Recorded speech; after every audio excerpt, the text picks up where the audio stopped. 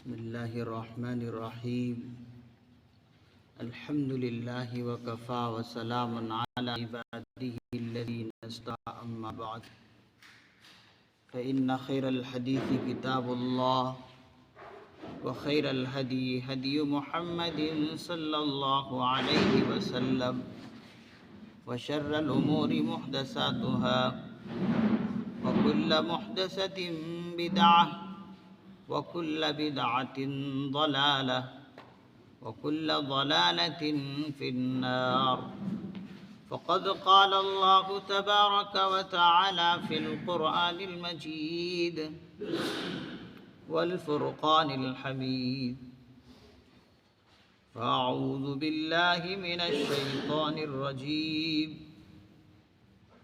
بسم الله الرحمن الرحيم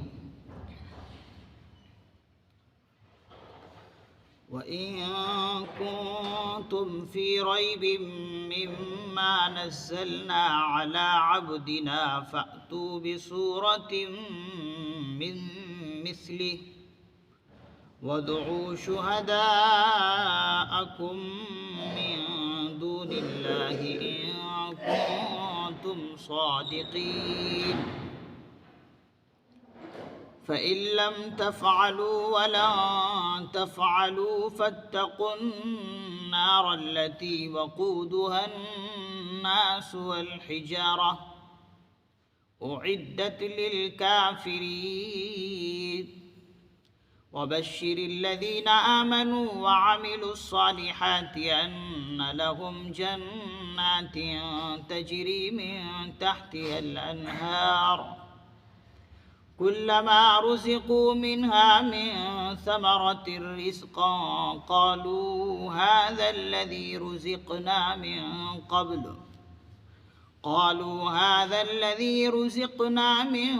قبل وأتوا به متشابها ولهم فيها أزواج مطهرة وهم فيها خالدون صدق اللہ العظیم وَإِن كُنتُمْ فِي رَيْبٍ مِّمَّا نَزَّلْنَا عَلَىٰ عَبْدِنَا فَأْتُوا بِسُورَةٍ مِّن مِّثْلِهِ اور اگر تمہیں اس قرآن کے کریم کے بارے میں ذرہ برابر بھی شک ہو، مما انزلنا جو ہم نے اپنے بندے محمد صلی اللہ علیہ وسلم پر نازل کیا ہے، اگر شک ہو، فَأْتُوا بِسُورَةٍ مِّن مِّثْلِهِ تو اس کے مثل ایک چھوٹی سی صورت ہی بنا لاؤ۔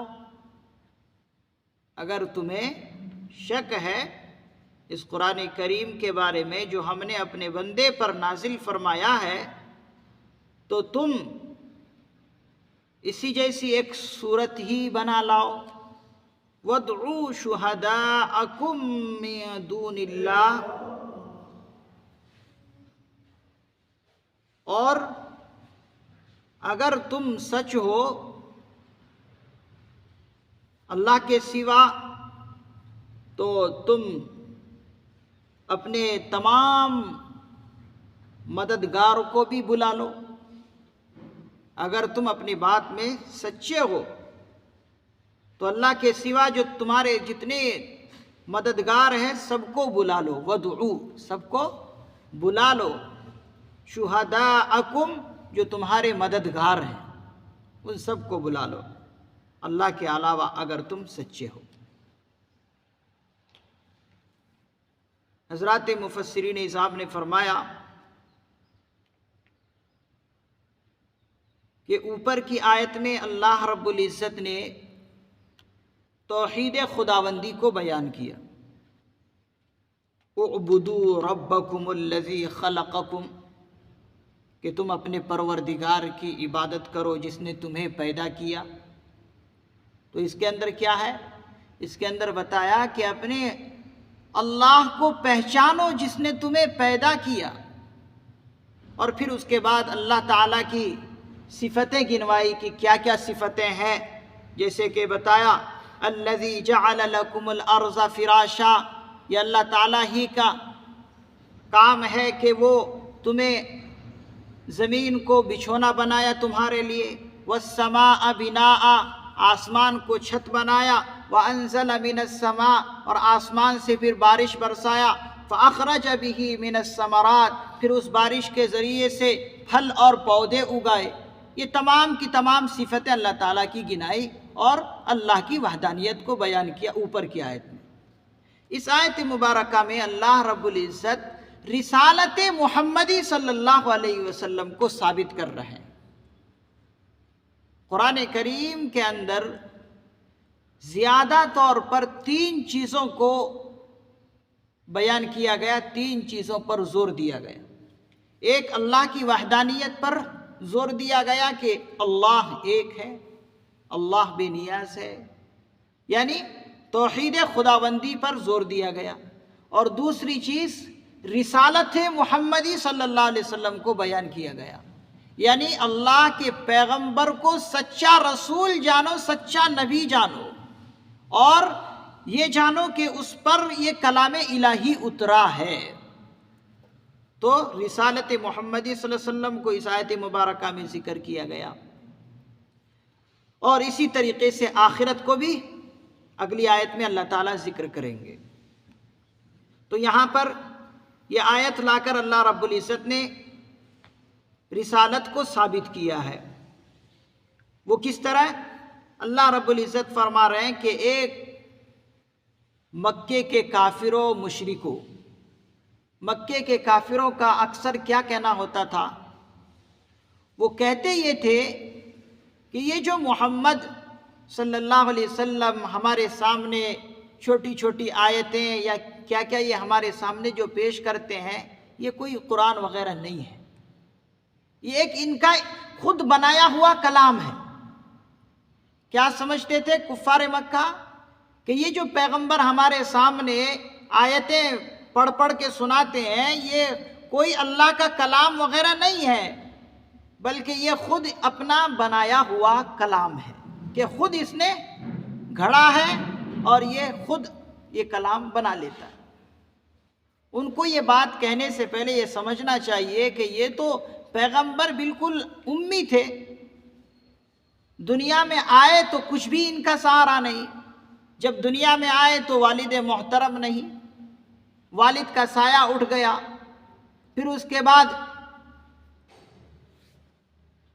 تھوڑے دن گئے، ابھی 6 سال یا 7 سال کی عمر کو نہیں پہنچے، والدہ ماجدہ کا بھی دنیا سے رخصت ہونا ہو گیا، دنیا سے چلی گئی وہ بھی، اور اس طرح سے سارے کے سارے سہارے ٹوٹ گئے۔ اور ایسا بھی نہیں کہ اس وقت دنیا کے اندر عرب کے اس دھرتی پر کوئی بہت بڑی یونیورسٹی ہو، کوئی کالج ہو، کوئی بہت بڑا مدرسہ ہو۔ چلو اگر ہوتا بھی تو آقا علیہ الصلوۃ والسلام کی جو پوزیشن تھی اس وقت، ایک تو یتیم، کوئی سہارا نہیں، اگر کوئی یونیورسٹی بھی ہوتی تو کیسے پڑھ سکتے تھے؟ اور نہ کبھی آپ کے کوئی استاد دنیا میں رہے ہیں، آپ کے کوئی دنیا میں استاذ ہی نہیں رہے، اور آپ کو یہاں تک کہ اپنا نام بھی لکھنا نہیں آتا تھا۔ حضور علیہ الصلوۃ والسلام کو قرآن کے نازل ہونے سے پہلے جو 40 سال کا زمانہ حضور کا گزرا ہے، نبوت سے پہلے کا جو زمانہ ہے، بالکل جو ہے آپ کو کچھ بھی نہیں آتا تھا، آپ امی تھے، یعنی ان پڑھ تھے، آپ کو نہ تو اپنا نام لکھنا آتا اور نہ آپ کو قلم پکڑنا آتا۔ تو ایک کفار مکہ، تم یہ کیسے کہہ رہے ہو؟ کہنے سے پہلے سوچو تو صحیح کہ تم کہہ رہے کہ یہ خود اپنا کلام بنا لیا اور اسی کو گھڑ گھڑ کے ہمارے سامنے پیش کرتا اور کہتا ہے کہ اللہ کا کلام ہے۔ تو اگر تم یہی کہتے ہو کہ یہ محمد صلی اللہ علیہ وسلم کا بنایا ہوا کلام ہے، تو پھر قرآن کریم ان کو تحدی یعنی چیلنج کر رہا ہے ان کو تمام کی تمام کفار مکہ کو اور ساری کی ساری دنیا کے انسانوں کو یہ قرآن کریم چیلنج کر رہا ہے، اگر تم یہ کہتے ہو کہ یہ انسان کا بنایا ہوا کلام ہے تو تم بھی بنا لو، تم بھی اگر بنا سکتے ہو۔ اگر تم یہ کہتے ہو کہ یہ انسان کی تصنیف کردہ کتاب ہے، کسی انسان نے اس کو لکھا ہے اور اسی کی تصنیف کردہ یہ کتاب ہے، تو تم بھی انسان ہو، تم بھی اگر یہ کام کر سکتے ہو تو کرو، تصنیف کرو، دیکھیں گے۔ یہ قرآن کریم کا 1450 پہلے بھی یہ چیلنج تھا، اور آج بھی پوری دنیا کو یہ قرآن کریم چیلنج کر رہا ہے کہ اگر تم یہ کہتے ہو کہ یہ انسان کا بنایا ہوا کلام ہے تو تم بھی انسان ہو، تم بھی بنا کر دکھا دو۔ اس آیت مبارکہ کے اندر اتنی طاقت ہے کہ اگر کوئی معمولی سا مسلمان بھی سارے کے سارے دنیا کے اہل دانشمند علم حضرات کو کہہ دے اور کھڑا ہو کر تنے تنہا کہہ دے، اس آیت کی روح سے کھڑے ہو کر پڑھ کر سنا دے، اور سارے کی ساری انسانیت کو کہے اور چیلنج کرے کہ اگر تم اس کلام کو، جو اللہ کا نازل کیا ہوا کلام ہے، اگر تم اس کے بارے میں شک کرتے ہو تو ساری کے ساری دنیا کے انسان مل جاؤ اور اس چیلنج کو قبول کرو۔ ایک معمولی انسان جو مسلمان ہو وہ چیلنج کر سکتا ہے۔ تو یہ قرآن کریم کا چیلنج ہے، اگر تم پیش کر سکتے ہو تو چلو پیش کرو، اور پیش کرنے کے لیے بھی قرآن کریم کہہ رہا ہے کہ پورے قرآن کو نکو، بس ایک چھوٹی سی سورہ، یہ جو لفظ آیا ہے سورہ، اس سورہ کے اندر الف لام نہیں آیا، اور الف لام نہ لانے کا مقصد اللہ کا یہی ہے کہ پورا قرآن تم کو پیش کرنے کی ضرورت نہیں، بس قرآن کریم کی ایک چھوٹی سورت پیش کر کے دکھا دو۔ چھوٹی سی سورہ قرآن کریم کے اندر سب سے چھوٹی سورہ کون سی ہے؟ سورۃ الکوثر، انا اعطیناک الکوثر۔ یہ چھوٹی سی سورہ ہے پورے قرآن کریم کے اندر، اس جیسی چھوٹی سورت ہی لا کر بنا کر دکھا دو اگر تم اس کے بارے میں شک کرتے ہو۔ اور پھر اسی آیت کے اگلے ٹکڑے میں اللہ رب العزت فرما رہے ہیں وَادْعُوا شُهَدَاءَكُمْ، یعنی پہلے بتایا کہ اے انسانوں، تم پیش کرنا اگر چاہتے ہو اور کہتے ہو کہ یہی انسان کا بنایا ہوا کلام ہے تو تم بھی انسانوں بنا کر پیش کرو۔ اب کوئی کافر کہہ سکتا ہے کہ بھائی ایک انسان تو ہو سکتا ہے عاجز ہو جائے، یا مکے کے جو لوگ ہیں، قریش مکہ کے جو لوگ ہیں وہ عاجز ہو جائے، اسی لیے ہمیں جو ہے بہت سارے لوگوں کی طرف سے پیش کرنے کی ہمیں چیلنج کرو، ہو سکتا ہے دوسرے لوگ اس کو پیش کر سکے۔ تو قرآن کریم نے یہ بھی کہا چلو تم کہہ سکتے ہو کہ ہم تھوڑے انسان ہیں، ہو سکتا ہمارے میں علم و ادب نہیں ہے، بلاغت نہیں ہے، فصاحت نہیں ہے، زبان پر ہماری اتنی قوت نہیں ہے کہ ہم پیش کریں، ہو سکتا دوسرے پیش کر دیں۔ تو اللہ تعالیٰ نے یہ بھی کہا وَادْعُوا شُهَدَاءَكُمْ، پورے کے پورے دنیا کے لوگوں کو جمع کر لو اور ایک بین العالمی کانفرنس رکھ لو، ایک بین العالمی کانفرنس رکھ لو، سارے کے سارے انسانوں کو جمع کر لو، اور صرف انسانوں کو ہی نہیں، وَادْعُوا شُهَدَاءَكُمْ، تمہارے جو مددگار ہیں۔ حضرات مفسرین نظام نے فرمایا یہاں مددگار سے مراد، بعض نے ان کے بت لیے ہیں، ان کے بت جو ہیں ان کو کیا کہا کرتے تھے یہ لوگ کہ یہ ہمارے مددگار ہیں، یہ ہمارے مددگار ہیں، جیسے آج ہمیں یہ اولاد دیتے ہیں، ہمیں روزی دیتے ہیں، ہمیں فلاں چیز دیتے ہیں، فلاں چیز دیتے ہیں، آسمان سے بارش دیتے ہیں، یہ ہمارے معبود ہیں۔ تو اللہ نے کہا اچھا تمہارے جو معبود ہیں، جو تمہارے ٹھاکر ہیں، ان کو بھی بلا لو، جتنے بھی تمہارے ٹھاکر ہیں ان کو بھی بلا لو، اور کیونکہ یہ لوگ سب کے سب اپنے معبودوں کو یہ کہتے ہیں کہ کل قیامت کے دن اگر ہم پھنس بھی جائیں اللہ کے سامنے تو یہ ہماری چھٹکارے کے ذریعہ بنیں گے، یہ ہمیں چھڑا لیں گے۔ تو اللہ رب العزت نے ان سے بھی کہا کہ اچھا تم نہیں پیش کر سکتے تو تمہارے جو معبود ہیں ان سے بھی مدد لے لو، ان سے بھی تعاون لے لو۔ اللہ کے سوا من دون اللہ، اللہ کے سوا صرف اللہ کو چھوڑ کر جتنے بھی تمہارے مددگار ہیں، چاہے وہ انسان ہو، چاہے وہ جن ہو، چاہے وہ تمہارے معبود ہوں، جتنے بھی تمہارے جو ہزاروں سینکڑوں جو تم معبود سمجھتے ہو سب کو بلا لو اور ایک بین الاقوامی کانفرنس رکھ لو، بین العالمی کانفرنس رکھ لو، میٹنگ رکھ لو اور اس میں ہماری اس آیت کا چیلنج قبول کرو۔ حضرات مفسرین نظام فرماتے ہیں کہ جب بھی قرآن کریم نے یہ چیلنج کیا،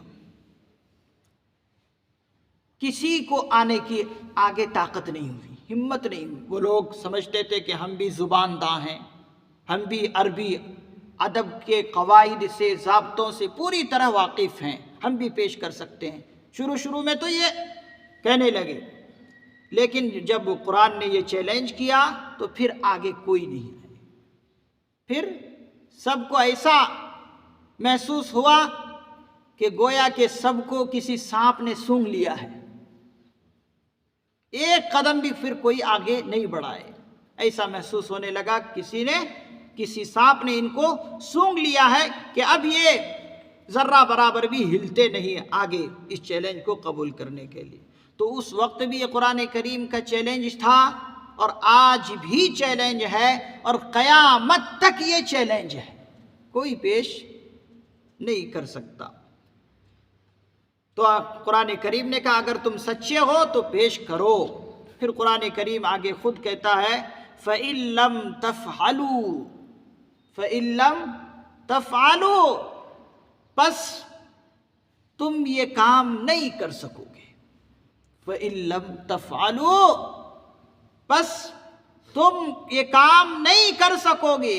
وَلَن تَفْعَلُوا، اور یقینی طور پر نہیں کر سکتے، کبھی بھی یہ کام تم نہیں کر سکتے کہ پیش کر کے دکھاؤ۔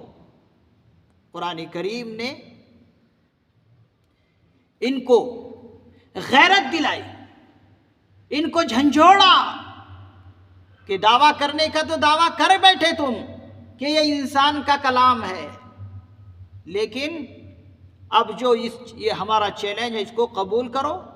قبول کرنے کے لیے کوئی تیار نہیں ہوئے اور ان کو جھنجھوڑا اور ان کو غیرت قرآن کریم نے دلایا کہ تم کبھی بھی یہ کام نہیں کر سکتے۔ تو جب نہیں کر سکتے، اگر کر دیتے تو تم سمجھا جاتا کہ ہاں یہ انسان کا کلام۔ تو جب تم نہیں کر سکتے تو معلوم یہ ہوا کہ تم سب کے سب عاجز ہو، اور جب عاجز ہونا معلوم ہوا تو معلوم یہ ہوا کہ یہ اللہ کا ہی کلام ہے، کسی انسان کا کلام نہیں ہے۔ اور جب تم اس طرح کی باتیں کرتے ہو تو پھر اللہ تعالیٰ ان کو ڈرا رہے ہیں فَاتَّقُوا النَّارَ الَّتِي، ڈرو اس آگ سے، ڈرو اس آگ سے جس کا ایندھن انسان اور پتھر ہوں گے۔ یعنی پھر اس آگ کے لیے تیار ہو جاؤ، جو دوزخ کی آگ ہے اس آگ کے لیے تیار ہو جاؤ۔ اور وہ بھی ایسا نہیں کہ دنیا کی آگ کی طرح ہے، بلکہ وہ دوزخ کی آگ 70 گنا زیادہ دنیا کی آگ سے۔ تو اس آگ کے لیے تیار ہو جاؤ۔ اور وہ بھی وہ کیا آگ ہے؟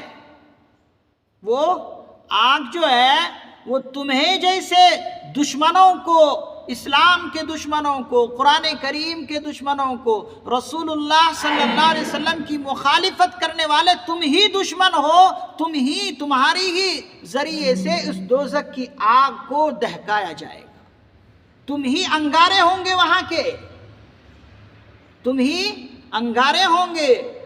جیسے آگ جب جلائی جاتی ہے تو لکڑیاں ڈالی جاتی ہے اور لکڑیاں ڈال کر آگ کے انگارے سلگائے جاتے ہیں، تو جہنم کی آگ کو جو سلگائی جائے گی تمہیں ہی ڈال کر سلگائی جائے گی۔ اور پتھروں کو بھی اللہ نے ذکر کیا۔ پتھر کا ذکر کیوں کیا؟ حضرات مفسرین نظام فرماتے ہیں کہ یہ لوگ پتھروں کو بھی معبود سمجھتے ہیں۔ پتھروں کے آپ نے بت دیکھے ہیں ان پتھروں کو بھی اس میں ڈالیں گے۔ وہ اس لیے یہ اشارہ کرنے کے لیے کہ ان کو خود اپنی آنکھوں سے نظر آئے کہ دیکھو ہمارے معبود خود بے بس ہو گئے ہیں، جن کو ہم نے معبود ٹھہرایا تھا پتھروں کو، ان پتھروں کی آج حالت دیکھو کہ یہ بھی تمہارے ساتھ آج جا رہے ہیں، تو یہ بھی بے بس ہیں اور تم بھی بے بس ہو۔ جن کو تم نے معبود ٹھہرایا تھا وہ سب کے سب آج بے بس تمہیں نظر آ رہے ہیں۔ تو اسی کو کہا فاتقوا النار التی، اس آگ سے ڈرو جس کا ایندھن انسان اور پتھر ہوں گے۔ کس کے لیے تیار ہے وہ؟ اعدت للکافرین، کافروں کے لیے تیار کی گئی ہے، کافروں کے لیے تیار کی گئی ہے۔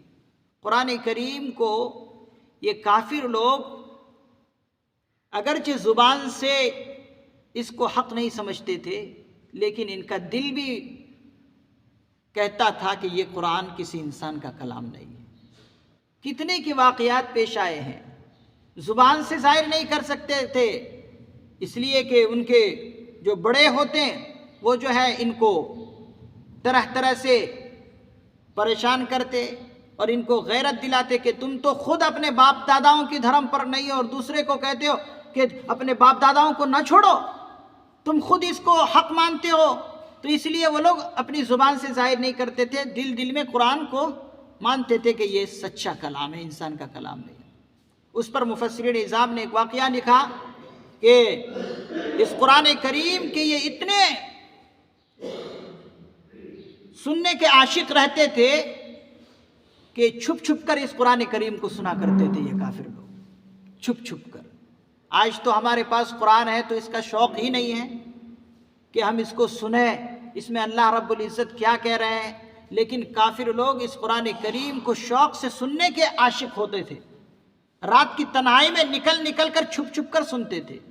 جیسے کہ ایک مرتبہ کا واقعہ ہے کہ ایک مرتبہ ابو سفیان بھی، جو اس وقت تک مسلمان نہیں ہوئے تھے، حضرت ابو سفیان رضی اللہ عنہ اسلام لانے سے پہلے ایک مرتبہ رات کی تنہائی میں نکلے۔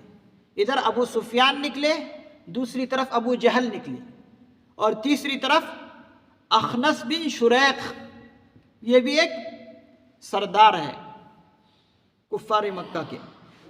یہ تینوں کے تینوں نکلے، اور تینوں کے تینوں نکلے اس ارادے سے کہ قرآن کریم چھپ کر سنیں گے۔ راستے میں ایک ہی جگہ ان سب کی ملاقات ہو گئی، اور سب نے پوچھا کیوں نکلے بھائی؟ سبوں نے اپنے اپنے ارادے ظاہر کیے کہ بھائی ہمیں قرآن کریم سننے کا ذرا شوق ہوا، اس لیے نکلے۔ تو سبوں نے کیا کہا کہ دیکھو جہاں پر بھی تمہیں سننا ہے محمد صلی اللہ علیہ وسلم کا کلام، تو کہیں دیوار کے پیچھے سے سننا، کہیں دوسرے لوگ تم کو نہ دیکھنے اور دیکھ لکھ کر پھر جو ہے تمہاری مذاق اڑانے لگے، تو ایسا کرنا، چھپ کر سننا۔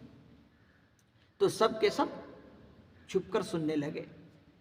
کہتے ہیں کہ قرآن کریم جب یہ لوگ سننے لگے تو پوری رات گزر گئی، ایسے محو ہو گئے، ایسے ان کو مزہ آنے لگا سننے میں کہ پوری رات گزر گئی۔ حضور علیہ الصلوۃ والسلام رات رات قرآن کریم کی تلاوت کرتے تھے پہلے، پھر بعد میں اللہ کی طرف سے آیت آئی کانوا قلیلا من اللیل ما یہجعون قم اللیل الا قلیلا، کہ پیغمبر اتنے کیوں اپنے آپ کو کھپاتے ہیں، آپ رات کے ایک تھوڑے سے حصے میں قرآن کریم کی تلاوت کیجئے اور جو ہے مجھے یاد کیجئے۔ پھر اس کے بعد آقا علیہ الصلوۃ والسلام قرآن کریم کی تلاوت رات میں تھوڑی کم کرنے لگے، بس تہجد کی نماز میں ہی تلاوت کرنے لگے۔ تو جب شروع میں قرآن کریم کی تلاوت حضور کیا کرتے تھے، راتوں رات قرآن کریم کی تلاوت کرتے، تو یہ سب کے سب نکلے اور چھپ کر سنتے تھے۔ کہتے ہیں کہ ایسے سننے میں لگے کہ ان کو ایسا مزہ آ گیا، پوری رات گزر گئی، اور جب رات گزر گئی تو پھر اپنے اپنے گھروں کو چلے گئے۔ جب گھروں کو واپس لوٹنے لگے تو سب کی جب ملاقات ہوئی تو سب نے کہا کہ بھائی اگر ہم گھر کو جا رہے ہیں، اگر کسی کو معلوم ہو گیا تو کیا کرو گے؟ پھر تو ہمیں جو ہے چھوڑیں گے نہیں، تو سبوں نے کہا کہ پھر آئندہ آپ نہیں سنیں گے، آئندہ نہیں، یہ حرکت نہیں کریں گے، گھر کو چلے گئے۔ پھر دوسرا دن آیا، دن ختم ہوا، رات آ گئی، پھر رات کو پھر ان کو قرآن کریم سننے کا شوق ہوا۔ دیکھیے قرآن کریم سے کیسا شوق ان کو، اس لیے کہ ان کا دل بھی کہتا تھا کہ یہ انسان کا کلام نہیں ہے۔ اگر انسان کا کلام ہوتا تو کوئی نہ کوئی جیسا کلام پیش کرتا۔ وہ بھی تو زبان و ادب کے بڑے ماہر تھے، اپنی زبان پر ان کو ناز بھی تھا کفار مکہ کو، اس لیے شروع میں کہہ دیا کہ ہم بھی پیش کر سکتے ہیں، لیکن جب عاجز ہو گئے تو پھر سب کے سب اپنے آپ کو چھپانے لگے۔ تو دوسرا دن آیا، دن ختم ہوا، رات آ گئی، پھر جو ہے قرآن کریم سننے کا شوق ہوا، پھر جو ہے اپنے اپنے گھروں سے چھپ کر، جو ہے کسی کو معلوم نہیں، تینوں کے تینوں، ابو سفیان، ابو جہل، اخنس بن شریق، یہ تینوں کے تینوں نکلے اور قرآن کریم چھپ کر سننے لگے۔ کوئی کسی کو معلوم نہیں کہ آج بھی یہ لوگ نکلا ہے، آج بھی میرا ساتھی محمد کا کلام سننے کے لیے نکلا ہے۔ ان تینوں میں سے کسی کو معلوم نہیں، لیکن چھپ کر سن رہے ہیں۔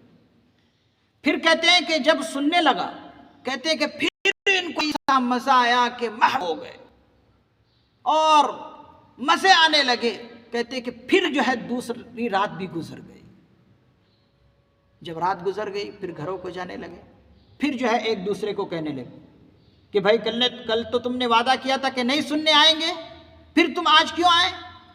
تو سبوں نے اپنے ارادے ظاہر کیے کہ ہم سے رہا نہیں گیا، اس قرآن کریم نے ہمیں ایسا مزہ دلایا ہے کہ ہم سے رہا نہیں جاتا کہ اس قرآن کریم کو سنے بغیر۔ تو پھر سب نے جو عہد معاہدہ کیا کہ پھر آئندہ ہم نہیں کریں گے۔ کہتے ہیں کہ پھر تیسری رات آئی، تیسرا دن آیا، تیسری رات آئی، پھر ان سے رہا نہیں گیا، اور پھر جو ہے اسی طرح سب چھپ کے سننے لگے، اور یہاں تک کہ تیسری رات بھی گزر گئی۔ یہ ہوتا قرآن کریم سے شوق، ان کو ایسا مزہ آتا تھا قرآن کریم سننے میں۔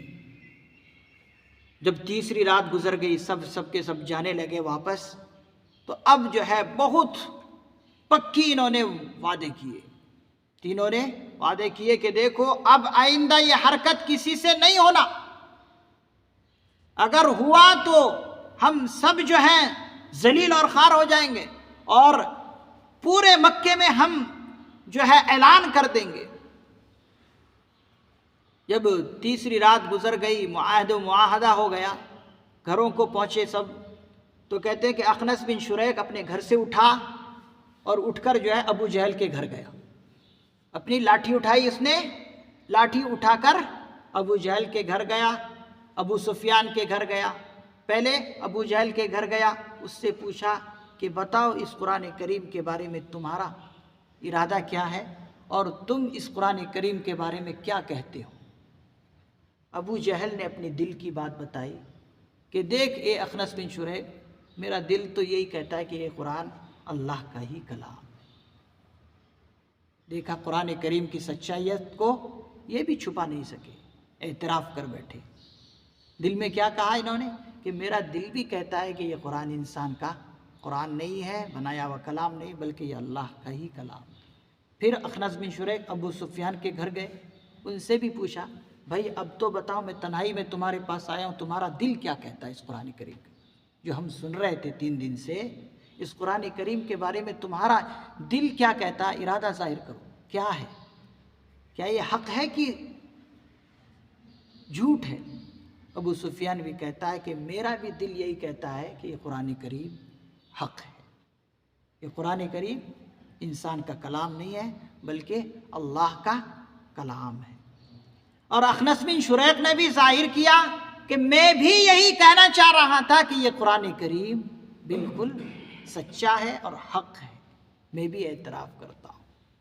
لیکن ابو جہل نے یہ کہا کہ ہمارے خاندان میں اور بنی عبد مناف میں ہمیشہ ہی جو ہے دونوں میں ٹکراؤ رہا ہے، اگر قریش مکہ، قریش کے لوگ اگر کوئی اچھا کام کرتے تو ہم بھی پیچھے نہیں رہتے، ہم بھی جو ہے ان سے آگے نکلنے کی کوشش کرتے، اگر یہ لوگ قریش کے لوگ اگر کسی کی مدد کرتے ہیں تو ہم بھی کسی کی مدد کرنے میں پیچھے نہیں رہتے، بلکہ ہم بھی جو ہے ان سے آگے نکلنے کی کوشش کرتے ہیں۔